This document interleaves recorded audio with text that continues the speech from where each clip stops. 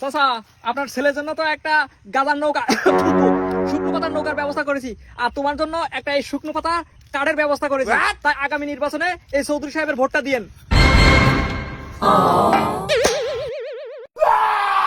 তুই আমার ছেলেটারে ধ্বংস করেছিস, তুই আমার ছেলেটারে গাঁজা খাওয়া শিখাইছিস, তুই আমার ছেলেটারে নৌকা দিয়ে গাঁজার ব্যবসা করে শিখাইছিস। আজকে তোর একদিন কি আজকে আমার একদিন।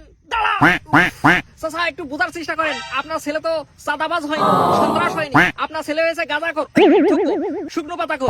আর সে এই শুকনো পাতার ব্যবসা করে। এই শুকনো পাতার ব্যবসা করে সে লাখ লাখ টাকা ইনকাম করে। তাই চাচা, আগামী নির্বাচনে ভোটটা এই চৌধুরী সাহেবের দিয়েন। চাচা শান চৌধুরী, তুই আমার পাগল বোঝান বোঝাস। চাঁদাবাজ, সন্ত্রাস, গাঁজাখোর সব একই পাতের প্রতীক।